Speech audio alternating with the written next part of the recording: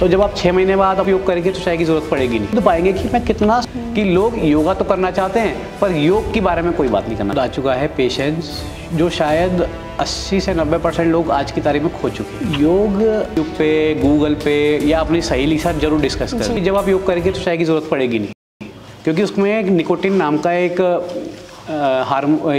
Chemical type कह सकते हैं उसे, जो हमारे को एक नींद तोड़ता है। बिल्कुल ठीक कहा आपने, लोग नींद खोलने के लिए या ऐसा सोचते हैं कि हमें में एनर्जी आएगी, तो जब वो निकोटिन शरीर में जाता है तो वो एक थोड़ी देर के लिए एनर्जी प्रोवाइड करता है। परंतु जब आप योगा करेंगे तो आपके अंदर तो जो आपके हार्मोन्स हैं वो बढ़ ही रहे, तो आपके अंदर एनर्जी पहले से ही इतनी डेवलप हो जाएगी कि आपको चाय पीने की या अन्य किसी अलग टाइप की, आजकल कोई गमीज़ भी खाता है, मैंने देखा था बीच में सुना था कि कोई निकोटिन की कोई टैबलेट खाने लगा है चाय, ताकि उसकी चाय छूट जाए। परंतु ये सब ठीक है, टेम्परेरी हो सकती है, परंतु इसका ये परमानेंट सॉल्यूशन नहीं है। सॉल्यूशन तभी है क्योंकि शरीर को बीमार हमने किया है, तो उस बीमारी को ठीक भी हम आंतरिक रूप से जब तक हील नहीं करेंगे तब तक हम उसे ठीक नहीं कर सकते। चाहे हम कितना भी अपने आप को समझा लें कि आज नहीं कल कर लेंगे, कल नहीं परसों कर लेंगे, करना तो हमें अभी से ही पड़ेगा जी। अब आपके ऊपर है कि आपको अपनी अल्पायु चाहिए कि दीर्घायु चाहिए, स्वस्थ जीवन चाहिए कि बीमार जीवन चाहिए, ये एक कॉल आपकी है जी। एक बहुत ही महत्वपूर्ण प्रश्न है कि योग और आयुर्वेद का संबंध क्या है? योग और आयुर्वेद का वही संबंध है जैसे एलोपैथी अगर ट्रीटमेंट में हम जाएं तो प्रिस्क्रिप्शन और मेडिसिन का है। योग और आयुर्वेद अपने आप में एक परस्पर एक समावेशी विज्ञान है। योग एक आपको जैसे कोई बीमारी हो जाए तो बीपी ही मान लेते हैं हम लोग, तो बीपी अगर बीमारी हो जाए तो हम लोग उसके अंदर कुछ प्राणायाम कराते हैं, कुछ आसन कराते हैं, और व्यक्ति उसके साथ आहार के रूप में आयुर्वेद और यूज़ कर ले तो हो सकता है योग से वो 10 दिन में ठीक हो, परंतु जब वो आयुर्वेद का लेगा तो हो सकता है वो 1 या 2 या 3 दिन में ठीक हो जाए। योग से उसे इतनी जल्दी उसे रिजल्ट मिलते हैं, योग और आयुर्वेद के समावेशी से वो व्यक्ति बहुत जल्दी ठीक हो सकता है। कोई भी बीमारी हो, कोई भी उसका लक्ष्य हो, वो उसे बहुत जल्दी पा सकता है जी। आप योगा लोगों को सिखाते आ रहे हैं, आपकी कोई ऐसी चुनौती जिसका सामना आप कर रहे हो कि योगा सिखाते समय ये परेशानियां आती है, या फिर कुछ ऐसे एक्सपीरियंस जो आप शेयर करना चाहते हैं? सबसे जो मेरे को थोड़ा सा लगता है कि लोगों को अपने आप में सुधार करना चाहिए वो है उनका थोड़ा सा, जैसे मानने के चलिए मेरी सुबह 6 बजे की क्लास है, तो व्यक्ति सोचते हैं कि 6 बजे की क्लास है, चलिए 5:45 5:45 पर उठूँगा, 10 मिनट का यहाँ से रास्ता है, ब्रश किया, क्लास आ गए। परंतु मेरा जो एक पर्सनल वो रहता है, उन सबसे एक आग्रह रहता है कि आप कम से कम कुछ ना कर सकते तो शौच जरूर करिए, क्योंकि जब तक पेट साफ नहीं होगा ना, व्यक्ति कितने भी अच्छे अभ्यास कर ले, जब तक मल शरीर में रहेगा वो उसका मन भी मलिन ही रहेगा। तो उस मल को हटाने के लिए सबसे पहले उसको समय से उठना पड़ेगा। समय से उठ के अपना शौच का जरूर, सबसे सेकंड जो मैंने आपको बताया नियम के अंदर जो पहला पार्ट था शौच, वो उसे ज़रूर ही करना चाहिए। बिना शौच के चाहे मैं कितनी भी अच्छी योगा क्लास करा लूँ, पर उसका रिजल्ट उसे 100% ना मिल के 10, 20, 30% ही मिल पाएगा। अगर उसे पूर्ण रिजल्ट चाहिए तो सबसे पहले उसे शौच का पालन ज़रूर करे। दूसरा, कुछ ना करे तो आंवला एलोवेरा जूस भी पी ले।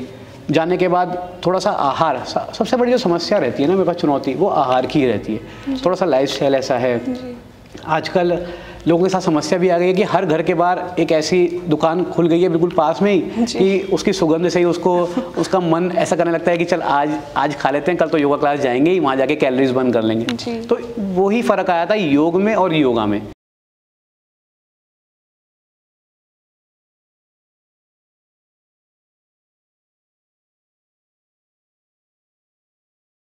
हम थोड़ा सा आगे बढ़ेंगे मानसिक समस्याओं की ओर, जो कि अभी जेन जी में ज़्यादा देखा जा रहा है। हम लोग, मैं अपने आप को भी जोड़ रही हूँ उसमें, कि हम लोग देखते हैं कि हमें बहुत बार ऐसी घबराहट हो जाती है, रात में नींद नहीं आती है, ओवर थिंकिंग जिसको बोलते हैं कि हम ज़्यादा सोचने लग जाते हैं, और डिप्रेशन बहुत बड़ा वर्ड होता है, बहुत लोग फिर भी डिप्रेशन में होते हैं, बहुत लोग कहने को डिप्रेशन में होते हैं, और एंजाइटी तो कॉमन है। तो क्या योग इसका निवारण है, और योग के कौन कौन से आसन हैं जो इससे निकलने में हमारी मदद करते हैं? देखिए, जैसे मैंने थोड़ी देर पहले आपको कहा कि योगा की 1 घंटे की जब आप क्लास करते हैं तो आपके गाबा, आपका सेरोटोनिन, आपका डोपामाइन और आपका एरोफिन, ये जो हार्मोन्स हैं ये इंक्रीज़ होते हैं। जो एंडोर्फिन हार्मोन है सॉरी, वो आपका पेन किलर हार्मोन है। ये नेचुरल पेन किलर, आपके जो शरीर के अंदर कोई भी पेन अगर आ जाए तो वो उसको दूर करता है। दूसरा जो आपका डेपोमाइन जो हार्मोन है, वो आपको एक हैप्पी फीलिंग देता है। जो ऑक्सीटोसिन है, ये भी आपको एक हैप्पी फीलिंग देने का काम करता है। एक स्ट्रेस रिमूवल जो हार्मोन्स हैं ये हैं। तो जब आप योगा करेंगे, योगा के कुछ अभ्यास भी हैं जो आपको बहुत हेल्प करते हैं स्ट्रेस को दूर करने के लिए। जैसे आप बेड पे लेटे लेटे भी हैप्पी बेबी पोज का अभ्यास कर सकते हैं, आप पवन मुक्त आसन का अभ्यास कर सकते हैं, आप भ्रामरी प्राणायाम का अभ्यास कर सकते हैं। ये सब रिसर्च बेस्ड है। इन सब के ऊपर बहुत सारे पेपर्स पब्लिश हो चुके हैं, PhD के कई बच्चों ने पब्लिश किए हैं। बहुत ही कारगर है योग किसी भी मेंटल स्थिति को से निपटने के लिए, उसको दूर करने के लिए। जी, आप जैसा कि बता रहे थे कि योग बहुत ही कारगर है इसमें, मैं ये जानना चाहती हूँ कि योग हमारा फोकस को कितना बढ़ाता है। बहुत लोगों में फोकस करने की शक्ति नहीं होती है, हम बहुत जल्दी उस चीज़ से ऊब जाते हैं, हमारे अंदर बहुत बार पेशेंस नहीं होता है चीज़ों को लेकर। तो इसमें योग का क्या योगदान होता है? पेशेंस, एक ये ऐसा शब्द आ चुका है पेशेंस, जो शायद 80 से 90% लोग आज की तारीख में खो चुके हैं। जी। उसका कारण तो भोजन तो है ही है, दूसरा उसके आसपास का एटमॉस्फेयर भी है। वो व्यक्ति अगर कोई आज छोटी से छोटी परेशानी आ जाती है तो वो इतना जल्दी एग्रेसिव हो जाता है कि उसको संभालना ही उसके लिए बड़ा मुश्किल हो जाता है। वो समझ ही नहीं पाता कि मुझे रिएक्ट कैसे करना है। तो जब आप योग करते हैं, जब आप एक जीवन शैली को अपने बदलने का प्रयास करते हैं, तो आप धीरे धीरे अपने आप को समझ पाते हैं कि यार जब मैं इस परिस्थिति में था तो शायद मैं ये रिएक्ट करता तो शायद आज मैं और अच्छा रहता, उस परिस्थिति में मैं होता तो ऐसे रिएक्ट करता तो शायद उतनी परेशानी मुझे ना आती जितनी आज आ रही है। तो मन, जो जब आप योग करते हैं तो मन शांत होता है, स्थिर होता है। उसके बाद जब आप मन और शरीर शांत होने के बाद जब शांत हो जाता है, उसके बाद जब आप व्यक्ति किसी भी परिस्थिति को में जाता है तो वो व्यक्ति इतना उसे ईजी हो जाता है उन चीज़ों से उसको डील करना कि वो सोचता है कि यार मेरे जीवन में इतना बदलाव आया कैसे। जी, जैसा कि आपने बताया था कि योग के प्रकार में आता है ध्यान, मेडिटेशन। मेडिटेशन के कितने प्रकार हैं? मेडिटेशन के बहुत सारे प्रकार हैं। जैसे हम लोग चक्रांश मेडिटेशन करते हैं। हमारे शरीर में सप्त चक्र साधना, जिसके अंदर हम बोलते हैं, जैसे जब हम एलोपैथी के अंदर ट्रीटमेंट करते हैं तो हम सॉल्ट और एसिड्स को मान के हम लोग ट्रीटमेंट करते हैं। जब हम आयुर्वेद के अंदर ट्रीटमेंट करते हैं तो हम वात पित्त कफ का ट्रीटमेंट करते हैं। जब हम योग में ट्रीटमेंट करते हैं तो हम अपने सूक्ष्म शरीर के 7 चक्रों को हील करते हैं। हमारे 7 चक्र मूलाधार, स्वादिष्ठान, मणिपुर, अनाहत, विशुद्धि, आज्ञा और सहस्त्रा, ये 7 चक्र हैं। इनके अलग अलग मंत्र भी हैं जिसके उच्चारण से हम इनको हील कर सकते हैं। अपने शरीर को एक नई ऊर्जा का प्रवाह पूरे शरीर में कर सकते हैं। हम इन चक्रों के माध्यम की साधना से ही हम लोग अपने बॉडी को के अंदर चेंज विद इन 1 मंथ बहुत आसानी से देख सकते हैं। सप्त चक्र साधना के अंदर प्रकार के इसके हमारे चक्र हैं, 7 मंत्र हैं इसके अंदर, लम, वम, रम, यम, ओम, ऊम। ये ऐसे अगर इनका जब हम लोग उच्चारण करते हैं तो आप फील करेंगे कि हम, जैसे हमने लम का उच्चारण किया, हम लोग श्वास भर के ऐसे दोनों हाथ जैसे ध्यान मुद्रा में किया, श्वास भरी, लम लम लम लम। तो जो हमारा मूलाधार चक्र है, हमें खुद फील होगा कि जो हमारे शरीर की जो इससे उत्पन्न होने वाली वाइब्रेशन है, जो इससे उत्पन्न होने वाली ऊर्जा है, वो सीधा हमारे मूलाधार चक्र तक जा रही है। इसके बाद जो भी जितने भी मंत्र का जब हम उच्चारण करते हैं, स्वादिष्ठान से लेके मणिपुर से लेके विशुद्धि से लेके आज्ञा तक, सहस्त्रा तक, सहस्त्रा का मंत्र होता है ओम। जैसे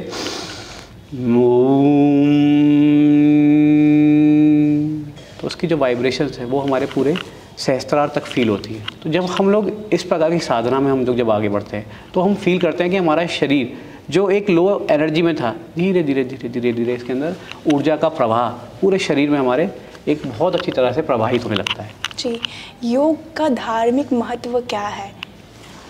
योग एक अपने आप में एक धर्म की तरह माना गया है। धर्म का अर्थ होता है उसे अपनाना। तो जैसे मैंने कहा कि योग एक जीवन शैली है, योग अपने आप में एक फ़िलॉसफी है।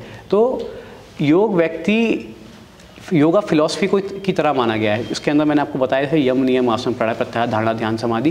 कोई भी जीवन शैली है, कोई भी धर्म है, उसका अल्टीमेट गोल क्या है? ईश्वर की प्राप्ति या समाधि की प्राप्ति या कैवल्य की प्राप्ति। तो योग में हम लोग उसको बोलते हैं समाधि की प्राप्ति। तो जब हम अपने आप को शून्य कर लेते हैं, जब हम अपने समस्त विचारों को, अपनी चेतना को, अपने मन को, अपने शरीर को, अपनी भावनाओं को बिल्कुल शांत कर लेते हैं, स्थिर कर लेते हैं, उस पूरे मार्ग को हम लोग योग कहते हैं। जी, एक बहुत ही छोटी सी परेशानी नहीं बोलेंगे, लेकिन एक परेशानी है कि जब बहुत लोगों के साथ ऐसा होता है, जब वो गाड़ी में बैठते हैं, किसी बंद गाड़ी में, उसमें एसी चल रहा हो या फिर नहीं चल रहा हो, बस हो या फिर 4 व्हीलर हो, कुछ भी हो, तो उसमें ना उनको घुटन महसूस होती है, उनके अंदर अजीब सी वो फीलिंग आती है, लाइक वोमिटिंग टाइप का। और दूसरा कि बहुत लोगों के हाथ में पसीना ज़्यादा आता है या फिर किसी के बहुत शरीर में ही पसीना बहुत ज़्यादा आता है। तो उसके लिए कौन कौन से योगासन हैं? जैसे कभी भी किसी को घबराहट होने लगे, तो आपको देखिए क्या करना है।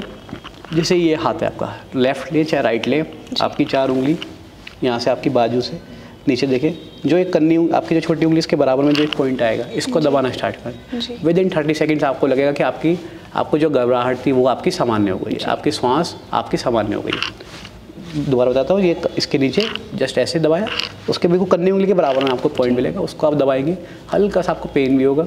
इसको जब आप दबाएंगे तो आपको एकदम घबराहट जैसा जो आपको फील होता है वो आपको ठीक हो जाएगा। योग से व्यक्ति के सोचने समझने की भी शक्ति में बदलाव आता है, वो कौन कौन से और कैसे बदलाव होते हैं?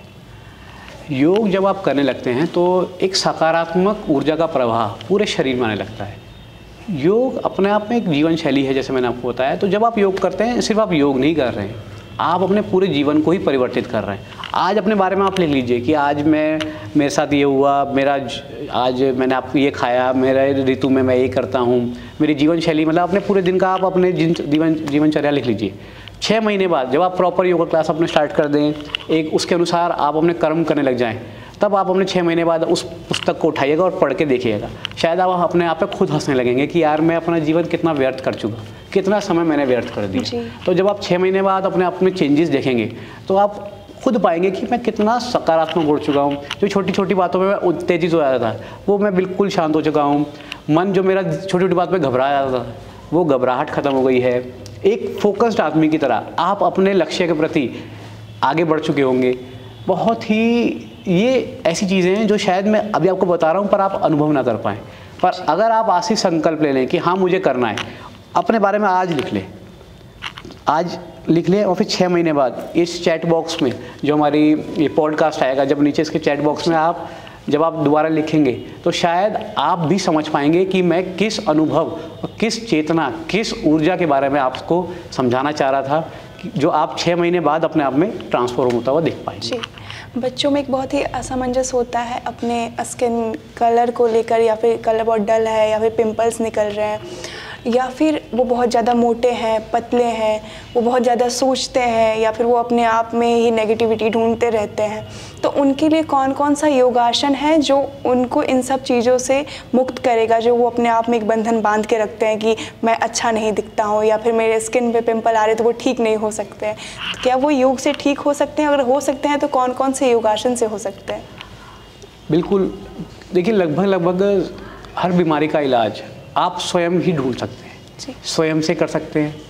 योग हो और आयुर्वेद, इन दोनों के माध्यम से आप स्वयं से ही अपना इलाज कर सकते हैं। जैसे अगर आपको ज़्यादा पिंपल्स हो रहे हो, 2 चीज़ आप कर लीजिए, एक गर्म पानी सुबह उठने के बाद, दूसरा आप एलोवेरा जेल अपने चेहरे के ऊपर लगाने लग जाएं तो आपको बहुत ही जल्दी आपको अच्छे रिजल्ट्स मिलेंगे।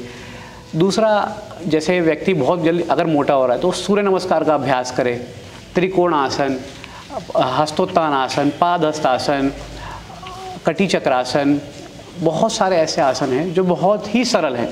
आप उनका अभ्यास करें, आप बहुत जल्दी पाएंगे कि एक जो शरीर में जो एक पहले तो एनर्जी की जो कमी थी वो आपको एनर्जी वापस मिलने जाएगी।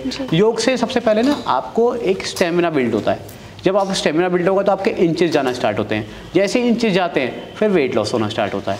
जैसे ही वेट लॉस होगा तो शरीर के अंदर एक पहले से जो आपको एक अपने प्रति एक हीन भावना थी कि यार मैं बहुत मोटा हूँ, या मेरा कलर डल है, या मेरे बहुत सारे पिंपल्स हैं, जब आपको धीरे धीरे दिखने लगा कि यार ये मेरा सब चीज़ ठीक हो रही है तो आपका खुद ही मन करेगा कि हाँ मैं योग करूँ। तो मैं वही बात कह रहा हूँ कि 6 महीने बाद हम आपसे दोबारा मिलेंगे, चैट बॉक्स के माध्यम से आपको पता लगेगा कि हाँ आज मैं 0 पे था तो और 6 महीने बाद शायद आप लगभग अपने आप को 50 से 60% बहुत अच्छा सकारात्मक चेंज अपने आप में आप देख पाएंगे। क्या योग से हाइट बढ़ती है? बिकॉज बहुत अभी के जनरेशन में हम देखते हैं हाइट ग्रोथ रुक जाती है लोगों की, इसका कारण क्या है? और योग से अगर हाइट बढ़ती है तो आसन ज़रूर बताएं, क्योंकि वही तो लोग देखेंगे यूट्यूब पे सर्च करके कि आसन होता कैसे है। हाइट बढ़ाई जा सकती है एक समय सीमा तक, एक उसकी उम्र, एक व्यक्ति की जो एक आयु है, आयु सीमा तक हाइट जरूर बढ़ सकती है। उसके लिए ताड़ासन, तिर्यक ताड़ासन, सूर्य नमस्कार, कटी चक्रासन, आप नौकासन, विपरीत नौकासन, भुजंगासन, इनके अभ्यास आप करिए। बहुत ही सकारात्मक बदलाव एक हाइट में भी। ऊपर से आप स्ट्रेचिंग का अभ्यास, हनुमान आसन, आप भूनमन आसन, इनका अभ्यास करें। जैसे जैसे आप अभ्यास करेंगे, हो सकता है आज आप कम कर पाएँ, कोई बात नहीं, कल आप आएंगे उससे थोड़ा ज़्यादा करेंगे, थोड़े दिन बाद आएंगे थोड़ा और ज़्यादा करेंगे। धीरे धीरे जितने जैसे आपकी रेगुलरिटी बढ़ेगी, जैसे जैसे आप उसको और अभ्यस्त होते चले जाएंगे, वैसे वैसे आप देखेंगे कि आप आसन भी अच्छा कर पा रहे हैं और आपका जो एक लक्ष्य था उसको आप प्राप्त कर पा रहे हैं। जी, बहुत सारे ऐसे माता पिता होंगे जो इस वीडियो को देख रहे होंगे, उन्होंने योग तो अभी शुरू नहीं किया होगा, वो करेंगे, लेकिन उनके बच्चे अभी बहुत छोटे हैं और वो वो चाहते हैं कि अपने बच्चों को भी भेजें, तो उसका क्या कारण होगा? अगर वो बच्चों को योग करने के लिए भेजेंगे तो उनमें कौन कौन से परिवर्तन होंगे और योग करने से उनके बच्चों का मानसिक विकास, शारीरिक विकास किस प्रकार से होगा, ये बता दीजिए। आजकल एक सामान्य समस्या देखी गई है बच्चों की, बच्चा बहुत चिड़चिड़ा हो जाता है जी। दूसरा, बच्चा अपने पेरेंट्स का कहना नहीं मानता जी। बच्चा जो है करना तो सब चाहता है, परंतु कई ऐसे कारण हैं जो उसे करने से रोकते हैं। पेरेंट्स भी चाहते हैं कि बच्चे के अंदर सकारात्मक एक बदलाव आए, पेरेंट्स भी चाहते हैं मेरा बच्चा योगा करे, पेरेंट्स भी चाहते हैं मेरा बच्चा पढ़ाई में सबसे आगे हो, पेरेंट्स भी चाहते हैं कि मेरा बच्चा स्कूल में टॉप करे, क्लास में टॉप करे। परंतु पेरेंट्स को भी आज मैं इस वीडियो के माध्यम से एक चीज़ कहना चाहूँगा कि देखिए, आप चाहते हैं ना कि आपका बच्चा बुक पढ़े, तो शुरुआत आपको करनी पड़ेगी। जी। बच्चा वही सीखता है जो आप उसे सिखाते हैं। जी। आप घर में चिड़चिड़े रहेंगे, बच्चा भी आपसे शायद दुगना इरिटेट रहेगा। आप घर में ऐसा माहौल बना के रखेंगे जिससे एक नेगेटिव ऊर्जा, एक नेगेटिव माहौल पूरे घर में बना रहे, तो बच्चा तो नेगेटिव आपका बनेगा ही बनेगा। आपने देखा होगा अक्सर बच्चे वो ज़्यादा हंसमुख होते हैं जिनके पेरेंट्स ज़्यादा हंसमुख होते हैं। जी। बच्चे ज़्यादा वो चिड़चिड़े होते हैं जिनके पेरेंट्स ज़्यादा चिड़चिड़े होते हैं। तो बच्चा जो है वो आपका एक परिदृश्य है, एक शीशा है, तो आपके ऊपर है कि आप उस बच्चे को कैसा सिखाते हैं। सबसे पहले जो भी आप सुधार लेना चाहते हैं, आप किसी को कुछ मत कहिए, पहले अपने आप में बदलाव ला दीजिए। जिस दिन आप अपने आप में बदलाव ला देंगे, आपका बच्चा आज नहीं तो कल नहीं तो परसों वो बदलाव को अपने आप अडॉप्ट कर लेगा। तो बदलाव तो सबसे पहले आपको लाना पड़ेगा। फिर जब वो योगा क्लास आएगा, योगा क्लास जैसे ही आएगा वो देखेगा कि यहाँ 20 लोग मेरे साथ योगा कर रहे हैं, उसका किसी का वेट लॉस हो गया, किसी की हाइट बढ़ गई, किसी का कंसंट्रेशन इंप्रूव हो गया, कोई पढ़ाई में शायद आज कमज़ोर है, अगले दिन जब से वो योगा क्लास आ रहा है तो उसका पढ़ाई में उसके अच्छे नंबर आने लगे। तो इस टाइप का जब उसे मोटिवेशन मिलने लगेगा तो वो सोचेगा यार मैं क्यों पीछे रहूँ, मैं भी तो आगे बढ़ूंगा, मैं भी तो ये कर सकता हूँ, ऐसा तो कोई अभ्यास नहीं जो ना मैं कर पाऊँ, तो मैं भी करता हूँ। जब वो करने लगता है तो उसके अंदर भी वो सकारात्मक बदलाव आने लगते हैं। तो ये बदलाव व्यक्ति को स्वयं से लाने पड़ते हैं। कोई मैं कितना भी आपको मोटिवेशन दे दूँ, कितना भी आपको लेक्चर सुना दूँ, 2, 4, 10 दिन तो आपको शायद उसके अंदर आपको एक सकारात्मक बदलाव हो सकता है आपके अंदर आ जाए, पर 11वें दिन आपकी सेल्फ की जो मोटिवेशन है वही काम करेगी। क्यों? बदलाव आपको स्वयं से लाना पड़ेगा। कोई भी भारी व्यक्ति किसी भी व्यक्ति को नहीं बदलता जब तक व्यक्ति खुद बदलना नहीं चाहता।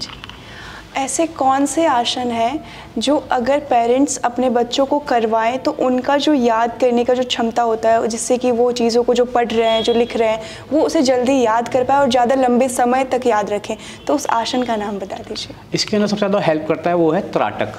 एक ध्यान का एक मेडिटेशन का एक तरीका है त्राटक। बहुत सरल है। अपने से 2 फीट दूर, आपका जो लगभग हाथ है इससे 2 फीट दूर, 2 फीट की ऊंचाई पे आप एक गाय के दिया का घी लगा के रख लें। पूरे कमरे में आप एक अंधेरा कर लें और उसके ऊपर एक म्यूज़िक, बहुत तरह की म्यूज़िक यूट्यूब पे आपको मिल जाएंगे, आप चला के गाइडेड मेडिटेशन की तरह आप उसके ऊपर ध्यान लगाएं। आप देखेंगे बहुत ही सकारात्मक जो उसके रिजल्ट्स हैं उसके ऊपर तो शायद रिसर्च पेपर भी पब्लिश हुए हैं कि बहुत ही अच्छे इसके रिजल्ट्स मिले हैं। यूएस में इसको कैंडल मेडिटेशन के नाम से बहुत फेमस हुआ है। बहुत ही बच्चे बड़े हों चाहे छोटे हों, इसके अंदर इसके इतने अच्छे बेनिफिट्स हैं। लोगों की जो आंखों की रोशनी थी वो बढ़ना स्टार्ट हो गई, जो स्मरण शक्ति थी वो बढ़ना स्टार्ट हो गई, बच्चों की जो लर्निंग पावर है वो बहुत अच्छी इंप्रूव हो गई, बच्चा बहुत शांत हो गया। ये भी एक मेडिटेशन का तरीका है। जैसे आपने थोड़ी देर पहले पूछा मेडिटेशन के कितने तरीके हैं, उसमें भी एक तरीका त्राटक भी है। त्राटक को आप अगर गाय का घी भी नहीं जला पाएँ, बहुत सरल है, एक पॉइंट आप बना लें कहीं पे भी अपने से दूर। जैसे आपने थंब लिया, ऐसे फिंगर बंद करी, इस प्रकार किया, पास लाए और दूर लाए, बिल्कुल पास लाए और दूर लाए। ये आपने 10, 15, 20 बार 30 बार आपने इसका अभ्यास करें। आपको जैसे आप पास लेंगे अभी एक धुंधलापन दिखेगा, आंखों के पास थोड़ा सा दर्द होना स्टार्ट होगा। जैसे ऐसा आपका अभ्यास बढ़ता रहेगा धुंधलापन भी गायब हो जाएगा। आपको दिखेगा कि जो आपकी आंखों में दर्द था वो भी धीरे धीरे समाप्त हो गया। आपका जो कंसंट्रेशन पावर है वो भी बहुत अच्छी इंक्रीज़ हो गई। आप इसी पॉइंट को आप किसी दीवार पर बना लें, जहाँ तक आप देख पाएँ उससे थोड़ा दूर जाएं। फिर जहाँ तक आप फिर से आप देख पा रहे हैं, ऐसे मान लें कि चलो हम 10 फीट तक देख पा रहे हैं तो थोड़ा सा और दूर हो जाए, 12 फीट पर आप खड़े हो जाएँ। फिर अगर आप 12 फीट तक उस पर ध्यान लगा पा रहे हैं फिर आप 14 फीट पर खड़े हो जाएँ, फिर 16 फीट, 18 फीट, 20 फीट। आप धीरे धीरे देखेंगे आपका कंसंट्रेशन भी बहुत इंप्रूव हो गया है। कई बार क्या होता है जब बच्चा पढ़ने लगता है तो जैसे ही वो बुक पढ़ने लगता है उसको ऐसा लगता है वर्ड्स ऊपर नीचे हो रहे हैं, वर्ड्स घूम रहे हैं। तो ये सारी समस्या का समाधान त्राटक से बहुत ही अच्छी तरह से हो सकता है। जी, आपने अभी कहा कि यूएस में इसे कैंडल मेडिटेशन कहते हैं, जबकि भारत योग की भूमि है, फिर भी हम देखते हैं बाकी पश्चिमी देशों के अनुसार भारत में योग का प्रचलन कम है, योग का प्रचार प्रसार कम है। बहुत लोग योग को अपनाते हैं, बहुत लोग में वही लोग शामिल हैं, मतलब बहुत लोग तो अपनाते हैं योग को, लेकिन योग को वही लोग, जो कुछ लोग करते हैं भारत में योग, वो वही करते हैं जो फाइनेंशियली रूप से थोड़े स्ट्रांग होते हैं या फिर जिनके अंदर अवेयरनेस होती है योग को लेकर कि योग क्यों ज़रूरी है। हालांकि इस वीडियो के बाद लोगों को समझ में आ जाएगा योग का महत्व क्या है, लेकिन आप ये बताइए कि भारत में लोगों को योग करना क्यों पसंद नहीं है या फिर रुचि क्यों नहीं ले पाते वो योग में? देखिए, हमारी ना एक आदत हो गई है कि हमें शॉर्टकट लेना ज़्यादा पसंद आ गया है। हम बीमार हुए कोई गोली ले ली, हम बीमार हुए कोई कुछ ऐसा पी लेते हैं या कुछ खा लेते हैं कि जल्दी से हमारी बीमारी ठीक हो जाए। मैंने बताया जैसे हम लोगों ना ऐसे टालने की आदत सी हो गई है हमें। जब तक हमारा शरीर चल रहा है चलेगा, जब बिल्कुल ही ख़राब हो जाए तब हमें याद आती है योग की, आयुर्वेद की। मैं इसीलिए बाबा प्रार्थना करता हूँ कि आप उस स्थिति को उत्पन्न ही क्यों होने दे रहे हैं। आप पहले ही अगर जागरूक हो जाएं। 30 साल के बाद साइंस भी मानने लगा है कि व्यक्ति के शरीर के अंदर इतनी जल्दी चेंजेस आने लगते हैं, शरीर की हड्डियां कमज़ोर होने लगती हैं, धीरे धीरे एनर्जी लेस फील होने लगता है। जो एक यंग जब व्यक्ति होता है उसके बाद धीरे धीरे व्यक्ति को ऐसे नहीं लगता है यार मैं तो कल तक तो शायद 5 किलोमीटर दौड़ पा रहा था, आज मैं 1 किलोमीटर भी नहीं दौड़ पा रहा हूँ। इतनी जल्दी चेंज कैसे आया? क्यों? आप लोगों ने, हम लोगों ने एक शॉर्टकट की एक आदत अपने अंदर शरीर में अपने मन में बना ली है कि बस कोई बीमारी हुई वो गोली खाएंगे ठीक हो जाएंगे। गोली खाने तक की नौबत लानी ही क्यों है जब आपके पास इतनी अच्छी एक विद्या है, आपके पास इतनी अच्छी एक पद्धति है। लगभग योग तो शायद हर पार्क में, आपके घर के हर पार्क में कहीं ना कहीं योग हो रहा होगा जी। कोई पैसे लेके कराता है, कोई फ्री में कराता है जी। यूट्यूब, आपका टीवी चैनल्स, इतना कंटेंट है योग को लेके, आप बस करने वाले होने चाहिए। लेकिन मैंने कहा ना, मैं आपको कितना भी अच्छे से समझा लूँ, 1 दिन 2 दिन 10 दिन तक आपका मेरी बातों का आप पे फ़र्क पड़ सकता है, परंतु उसके बाद मोटिवेशन और करने की इच्छा तो आपको स्वयं से जागृत करनी पड़ेगी। मेरी ये गारंटी है, आप 7 दिन योगा क्लास अगर आप रेगुलर आ गए मन से, 8वें दिन आपका खुद ही बिस्तर पे लेटने का मन नहीं करेगा कि यार मैं यहाँ क्यों लेटा हूँ, मुझे योगा क्लास जाना है। चाहे आप कैसे भी करें, चाहे अपने आप घर में कर रहे हो, चाहे किसी स्टूडियो में कर रहे हो। एक बहुत ही महत्वपूर्ण प्रश्न है, उम्र के साथ क्या योगासन बदलने चाहिए? प्राणायाम बदल जाते हैं आपकी उम्र के हिसाब से? बिल्कुल, बदलाव तो होंगे, आसनों में बदलाव होते हैं। जो बच्चा 10 साल का बच्चा जो आसन कर पाता है वो शायद 50-60 साल के जो व्यक्ति हो जाते हैं वो ना कर पाएँ जी। ऐसे ही जो 50-60 साल के जो व्यक्ति हैं, उनसे जो ऊपर के हैं 80-90 साल के जो व्यक्ति हैं शायद वो ना कर पाएँ। तो हर आयु के हिसाब से एक योगासन होते हैं। जैसे कोई बच्चा है तो हम उसे थोड़े से हार्ड आसनास, जिसे हम लोग एडवांस आसन के नाम से जानते हैं, हम लोग वो कराते हैं। जो मध्यम एज में है, जैसे 25 से लेके 40-45 तक, उन्हें हम मध्यम कैटेगरी के आसन कराते हैं, मेडिटेशन जी। और जैसे ही हमारे 50 से ऊपर हो जाते हैं, हम उन्हें सूक्ष्म व्यायाम, ध्यान के अभ्यास ज़्यादा कराते हैं। तो इस तरह से हम लोग उन्हें कैटेगराइज करते हैं। अगर हम मान लीजिए कोई व्यक्ति 60 साल का व्यक्ति है, वो पहले दिन क्लास आया, उसे हमने शीर्ष आसन, चक्रासन, इस तरह के आसन करा दे तो अगली बार आएगा? उसके मन में डर हो जाएगा कि यार मैं योगा क्लास गया था, मेरी कमर में दर्द हो गया या मेरे सिर में दर्द हो गया। तो हम इस बात का विशेष ध्यान रखते हैं कि जो व्यक्ति जिस आयु का है उसके अनुसार उसे आसन कराया जाए, उतना ही कराया जाए जितना उसके शरीर की एक शक्ति उसे अलाउ करे, एक ऊर्जा उसे अलाउ करे, जितना वो कर पाए। थोड़ा सा पुश करते हैं, जैसे मान लीजिए आप 10 सेकंड होल्ड कर पा रहे हैं तो हम कोशिश करते हैं कि 15 सेकंड या 20 सेकंड तक आप होल्ड करें, पर उससे ज़्यादा हम सोचते हैं कि इतना ही हम आपको कराएं जितना आपके लिए बेनिफिट हो और जितना आप कर पाएँ। जी, पीरियड्स के दौरान जो दर्द होता है उसमें योग कितना प्रभावी होता है? उस दौरान योग करना चाहिए या नहीं करना चाहिए? करना चाहिए तो कौन से आसन करना चाहिए और कौन कौन से आसन ऐसे हैं जो हमें इग्नोर कर देना चाहिए पीरियड्स के दौरान, हमें वो नहीं करना चाहिए? देखिए, पीरियड्स के टाइम पे आजकल ये सवाल ना लगभग हर जो लड़की है या एक महिला है उसके लगभग हर मस्तिष्क में ये सवाल आजकल घूम रहा है। वो चाहे खुल के ना बोले, परंतु वो यूट्यूब पे, गूगल पे या अपनी सहेली के साथ जरूर डिस्कस कर ली। जी बिल्कुल। तो इसके लिए कई आसन हैं जो ना करें, पहले मैं उनकी बात करता हूँ। आप ज़्यादा ना तीव्र आसन, जैसे हम लोग एडवांस आसन जिन्हें बोलते हैं, आप उनसे परहेज करें। दूसरा, जब आपको दर्द है तो आपके लिए बटरफ्लाई, जिसको हम लोग बद्ध कोणासन बोलते हैं, बहुत अच्छा आसन रहता है। इसके अंदर कैट एंड काउ पोज, मार्जरी आसन, बहुत ही अच्छा आसन रहता है। इसकी एक पूरी सीरीज़ है जिसको आप कर सकते हैं। इसके बाद आप जानुशीर आसन का अभ्यास कर सकते हैं, आप नौकासन का अभ्यास कर सकते हैं। ये आसन पीरियड्स पेन को कम करने के लिए, उनको रेगुलर करने के लिए बहुत ही उत्तम आसन है। और कुछ ऐसे पॉइंट्स हैं जो आप, अगर आपको इरेगुलर पीरियड्स हैं या आपको बहुत लेट पीरियड्स होते हैं, तो उनके लिए आप वो पॉइंट्स दबा सकते हैं। जैसे आपका ये हाथ है, इसका आप रिस्ट में, ये जो रिस्ट के जो साइड में, इस प्रकार आप इन पॉइंट्स को दबाइए ऐसे 2 मिनट आप दबाइए, 2 से 3 दिन, आपको खुद बदलाव फील होगा कि हाँ बहुत आराम है। इसी प्रकार आपका जैसे हाथ है, इन 2 फिंगर्स के बीच में, इन 2 फिंगर्स के बीच में आप इन पॉइंट्स को ऐसे दबाइए, ये इनको आप दबाइए 2-2 मिनट, 2-3 पॉइंट मिलेंगे जहाँ पे आपको तीव्र पेन होगा जी। 1 2 3 इस प्रकार आप दबाएंगे तो आपको बहुत ही जल्दी आराम होगा। ये बहुत ही इफ़ेक्टिव आसन है।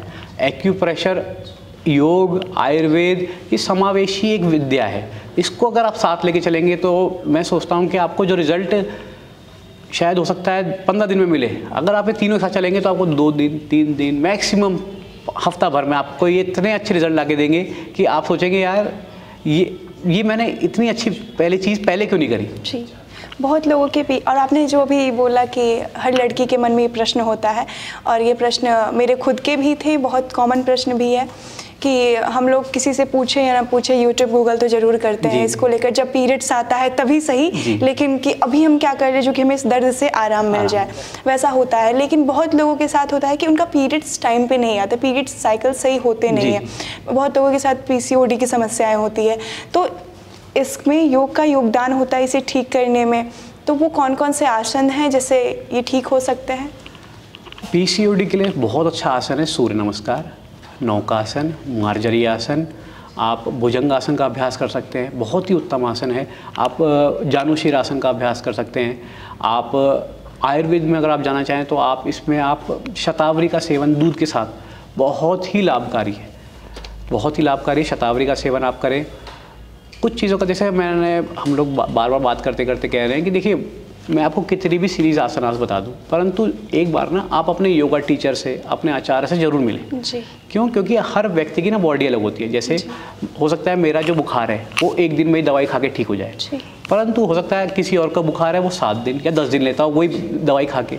तो इसीलिए गुरु के आचरण में आके आना, योग करना इसीलिए बहुत ज़्यादा ज़रूरी है। इसीलिए लोग डॉक्टर्स के पास जाते हैं। नहीं तो दवाई तो कोई भी यूट्यूब से देख के खा ले, परंतु आप डॉक्टर के पास भी जाते हैं क्योंकि आपको पता है कि आपके लिए उनको ज़्यादा पता है कि आपके लिए क्या ज़रूरी है। इसीलिए योगा टीचर शायद आपसे ज़्यादा अच्छे जानता हो कि आपके लिए क्या ज़रूरी है। जी। आपको ट्रस्ट अपने गुरु पर करना पड़ेगा। जिस दिन आपने अपने गुरु को अपना समर्पित भाव से अपनी भावना को उनको समर्पित कर दिया तो आप खुद देखिएगा कि आपके जो ये PCOD, BP, मोटापा, ये तो बहुत छोटी चीज़ है शायद, आप देख रही हो, अभी तक आपने शायद किया ही ना हो, तो आप ज़रूर से ज़रूर एक अच्छे योगा गुरु, एक अच्छे टीचर या जिस भी आचार्य को आप मानना चाहें, आप उनके पास जाएं। अपनी जो भी आपकी एक बैक हिस्ट्री रही हो, मानसिक, शारीरिक, व्यवहारिक, आध्यात्मिक, जो भी आपका, आप उनसे डिस्कस करना चाहें, आप ज़रूर डिस्कस करें।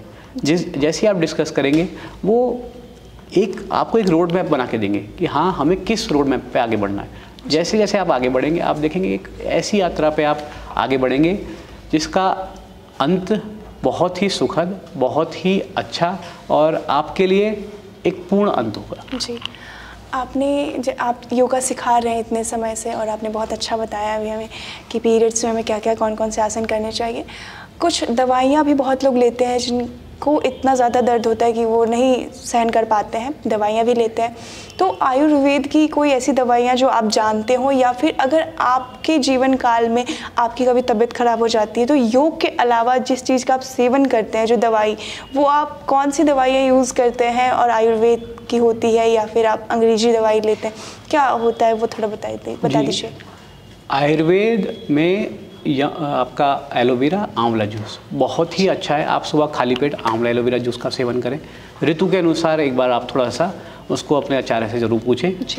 इसके अलावा आप नारियल पानी का सेवन बहुत ज़रूरी है सेवन करना। वो भी थोड़ा सा व्यक्ति को एक बार आचार्य से अपने पूछ ले कि, क्योंकि कई बार किसी की ना वात प्रकृति होती है। वात प्रकृति जब होती है तो हम थोड़ा सा कहते हैं कि जो नारियल पानी है उसका सेवन कभी कभी एक दिन छोड़ के एक दिन, वो बताया जाता है। ठीक है। इसके अलावा जैसे दवाइयों में, जैसे अगर व्यक्ति पुरुष है तो हम उसे कहते हैं कि वो अश्वगंधा का सेवन लगभग वो करे आधा चम्मच दूध के साथ, बहुत ही अच्छा उसका उपयोग है। दूसरा, अगर वो महिला है तो हम उसे बोलते हैं शतावरी का सेवन। 16 साल से अधिक उम्र जिसके पीरियड स्टार्ट हुए उसको हम कहते हैं कि वो शतावरी का सेवन दूध के साथ करे ही करे। इसका लाभ बहुत ही अच्छा मिलता है। किसी का पेट खराब है तो वो त्रिफला का सेवन बहुत अच्छे से कर सकता है। अगर ज़्यादा ही बहुत ही ज़्यादा समस्या है तो शुद्धि चूर्ण के नाम से चूर्ण आता है, जो हफ्ते में एक बार अगर वो ले तो उसके पेट के लिए, क्योंकि समस्या की जो जड़ है ना वो 2 ही जगह है, या तो हमारे मन में या हमारे पेट में। तो पेट साफ अगर आपको नहीं है तो आपका पूरे दिन ऐसे रहेगा यार, शरीर एकदम लथार्जी सा, शरीर के अंदर एनर्जी ऐसा फील करेंगे। मन खराब है तो हमेशा गुस्सा शरीर में चढ़ा रहेगा। तो दोनों जिस दिन आपने शुद्ध कर लिए, आपका पूरा शरीर साफ हो जाएगा। इसके लिए अगर आपको पेट साफ करना है तो मैंने आपको बताया, आप त्रिफला का सेवन कर सकते हैं, आप शुद्धि चूर्ण का सेवन कर सकते हैं, आप आंवला का सेवन कर सकते हैं, एलोवेरा का कर सकते हैं। और अगर आपको मन साफ करना है तो आप मेडिटेशन का सेवन कर सकते हैं। एक बहुत छोटा सा प्रश्न है और अब हम समापन की ओर हैं, तो इसका उत्तर भी हम बहुत छोटे से समय में लेंगे कि मौसम के अनुसार, ऋतु के अनुसार योगासन में भी बदलाव होते हैं। ऋतु के अनुसार भोजन में भी बदलाव होते हैं, कुछ आसनों में बदलाव होते हैं और वस्त्रों में तो बदलाव होते ही होते हैं जी। तो इसीलिए देखिए, ये सब काम ना मैं आपको जैसे बताया, वात पित्त कफ 3 प्रकृति होती हैं व्यक्ति की। ऐसे ही हमारे जितना भी आसपास है वातावरण की भी 3 प्रकृति होती है, वात पित्त। हर आदमी को आप 3 चीज़ों में आप कैटेगराइज कर सकते हैं। जो व्यक्ति जल्दी जल्दी बोलता है वो वात प्रकृति है। पित्त प्रकृति, जिसका पित्त ज़्यादा उछलता है, बहुत जल्दी पिंपल्स होता है, शरीर लाल हो जाता है, वो पित्त प्रकृति है। जो व्यक्ति बहुत धीरे धीरे, आपने कोई काम बोला कर लेंगे, वो कफ प्रकृति का व्यक्ति होता है। ऐसे ही आप शरीर जितने भी अपने आसपास देखेंगे, तीनों कैटेगरी में आप पूरे विश्व को, पूरे आपके आसपास का जो भी इन्वायरमेंट है, आप तीनों को कैटेगराइज कर लेंगे। इसी प्रकार जब आपका जो प्रश्न है कि मौसम के अनुसार में क्या बदलाव, तो जैसे ही बहुत ज़्यादा बारिश का होगा या जब बहुत ज़्यादा ठंड होती है तो हम कोशिश करते हैं कि बहुत तीव्र आसन कराया जाए, उसका पसीना पाए। जब बहुत ज़्यादा गर्मी हो जाती है तो हम कोशिश करते हैं इतना ज़्यादा उसको बॉडी को एक्सर्शन ना हो कि बॉडी का पसीना इतना निकल जाए कि वो पूरे दिन थका रहे। तो हम दोनों चीज़ों का हमें ध्यान रखना पड़ता है। बारिश के टाइम पे भी हमें ध्यान रखना पड़ता है किस प्रकार के हम आसन कराएं। तो ऋतु के अनुसार आसनों का जो ज़रूर हमें ध्यान रखना चाहिए। इसी प्रकार भोजन का भी हमें ज़रूर ध्यान रखना चाहिए। बहुत धन्यवाद। हमारा अंतिम प्रश्न आपसे है, योग को लेकर लोगों के अंदर बहुत सारी गलतफहमियां हैं जो कुछ आप भी जानते होंगे, और आप लोगों का कौन सा ऐसा मिथक है जो दूर करना चाहेंगे कि लोगों के अंदर ये भ्रम है योग को लेकर, ऐसा होता नहीं है वास्तव में, तो वो बता दीजिए और वो भ्रम दूर कर दीजिए इस वीडियो के माध्यम से। जी, लोगों को सबसे बड़ा भ्रम है कि योग जो है वो जब हम बूढ़े हो जाएंगे या बीमार हो जाएंगे हमें तभी करना है। जी। योग, आप एक दिन हमारे किसी भी योगा क्लास को ज्वाइन करें। आजकल सभी स्टूडियोज जितने भी योगा क्लास है वो सब मॉडर्न योग को लेकर, प्राचीन योग को लेके एक संगम करके ऐसी योगा क्लास डिज़ाइन हो चुकी हैं जिसके अंदर हम एरियल योगा कराते हैं, हम लोग ब्रिक से योगा कराते हैं, हम लोग व्हील पे योगा कराते हैं, बैलेंसिंग जिसे हम लोग बोलते हैं, हम स्ट्रेचिंग कराते हैं स्ट्रैप्स के साथ, हम लोग डंबल के साथ भी योगा कराते हैं, हम लोग चेयर के ऊपर योगा कराते हैं, हम लोग वाटर के अंदर योगा कराते हैं।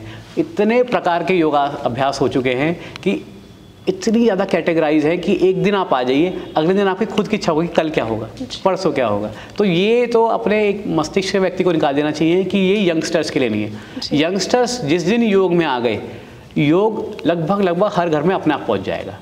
दूसरा, जिस दिन ये हमारे मन में धारणा निकल जाएगी जब हम बीमार होंगे उसी दिन से हम योगा स्टार्ट करेंगे। जिस दिन हम ये धारणा निकाल देंगे, हमारा पूरा भारत, हमारा पूरा विश्व, जिसे हम पूरे विश्व को हम लोग वसुदेव कुटुंबकम की भावना से हम लोग पूजते हैं, मानते हैं, वो पूरा विश्व ही अपने आप स्वस्थ हो जाएगा। जिसके लिए हम लोग एक योगा डे 21 जून को हम लोग सेलिब्रेट करते हैं। इसी भावना से हमारे प्रधानमंत्री मोदी जी ने पूरे यूएन के सामने इसका प्रस्ताव भी रखा था और शायद लगभग आज 200 देश एक साथ योग दिवस भी इसीलिए मनाते हैं कि वो सब चाहते हैं, हर कोई ये चाहता है कि मैं स्वस्थ हूँ, हर कोई ये चाहता है कि मेरी एज कम हो, एंटी एजिंग हो, लंबा जी हूँ पर एंटी एजिंग की तरफ मैं आगे बढ़ूँ। सबको ये चाहता है, परंतु जब करने की बारी आती है तो शायद हम वहाँ पीछे रह जाते हैं। तो हम यही संकल्प लें कि कहीं पे भी करें, जहाँ आपका मन करे वहाँ करें। मैंने बताया, आप बेड से लेके आप योगा स्टूडियो तक कहीं पे भी आप योगा करें, परंतु करना आपको है जी, करना ही पड़ेगा। आज नहीं तो कल आपको योगा करना ही पड़ेगा। जी, आपने बात किया योगा डे का, तो वैसे हमारे सारे प्रश्न तो हो गए आपसे और समय भी काफ़ी हो गया, लेकिन हमारे एक मित्र का छोटा सा प्रश्न है जो कि मुझे याद आ गया, तो मैं सोची पूछ ही लेती हूँ। उन्होंने आपसे पूछा कि योगा में पेशा, बहुत लोगों के अंदर ये होता है कि योगा टीचर क्या, या फिर बहुत लोगों के अंदर कि योगा में पेशा की शुरुआत कैसे कर सकते हैं, अपना कैरियर कैसे बना सकते हैं उस ओर, तो एक बार वो पूरा प्रोसेस बता दीजिए बस। जी, देखिए, योगा में आजकल बहुत अपॉर्चुनिटीज़ खुल गई हैं। जैसे आप 10th या 12th के बाद आप अगर आपके पास साइंस साइड है, आपके पास अगर बायोलॉजी है तो आप BSc योगा से कर सकते हैं जी। आपके पास अगर साइंस भी नहीं है, अगर आपके पास कॉमर्स है तो आप डिप्लोमा में जा सकते हैं। अगर आपके पास आर्ट्स भी है तो आप BA से भी योगा कर सकते हैं। इसके अलावा इसके अपॉर्चुनिटीज़, आप योगा प्रोफेसर बन सकते हैं, आप योगा टीचर, आजकल हर स्कूल्स में योगा टीचर्स की एक अपॉइंटमेंट होने लगा है। नहीं तो आप एक अपना स्वयं का भी अगर आप चलाना चाहें, योगा स्टूडियो, योगा सेंटर के लिए लाइसेंस वगैरह कुछ बनवाना पड़ता है, इसका क्या प्रोसेस? हर स्टेट में अपने एक लाइसेंस होते हैं। आपकी डिग्री मेन है, पहले आप अपने आप को इतना पारंगत करें कि हाँ मैं एक योगा स्टूडियो खुद का खोल सकता हूँ। उसके बाद हर स्टेट के अपने लाइसेंस होते हैं, किसी का ट्रेड लाइसेंस है, किसी का बिजनेस लाइसेंस है, वो आप वो फॉर्मेलिटीज़ पूरी करिए। इसके अलावा आप योगा स्टूडियोज़ के अलावा आप पर्सनल ट्रेनर भी बन सकते हैं। लोग आजकल घरों में बहुत योगा का प्रचलन बहुत बड़ा है कि लोग घर पे योगा टीचर्स को बुलाते हैं, तो आप अपने इस प्रकार आप घर पे भी योगा जाके टीचिंग कर सकते हैं। आप कुछ भी ना कर पाएँ, आप ऑनलाइन के माध्यम से भी आप लोगों के घर घर तक आप आजकल पहुँच चुके हैं। मॉडर्न ज़माना है जी। आपको बदलना है कि आपके अंदर, आपको जितनी जल्दी आप बदलाव ला दोगे उतनी जल्दी आपको दिखेगा कि ये ज़माना तो बहुत जल्दी चेंज होगा। आपको अपने अंदर जितनी जल्दी बदलाव लाएंगे उतनी जल्दी आप इसके अडॉप्ट हो जाएंगे जी। एक बार फिर से आपका बहुत बहुत धन्यवाद। आपने वाणी शक्ति के लिए इतना कुछ हमें बताया और हमारे ऑडियंस को भी बताया, और ऑडियंस का भी बहुत बहुत धन्यवाद कि आप इतनी देर तक वीडियो को सुने और इसे अपने जीवन में, अपने वास्तविक जीवन में इसे उतारे भी और इस पर काम भी करें, योगा भी करें। तो आपका धन्यवाद। और हम अगर कुछ चीज़ें बच गई हों तो उसे कमेंट बॉक्स में बता दीजिएगा। अगली वीडियो अगर अभी हम कभी करें तो उसमें हम आपके प्रश्न को ज़रूर शामिल करेंगे, और अगली वीडियो आप कौन से टॉपिक पर देखना चाहते हैं ये भी हमें कमेंट बॉक्स में ज़रूर बताएं। बहुत बहुत धन्यवाद।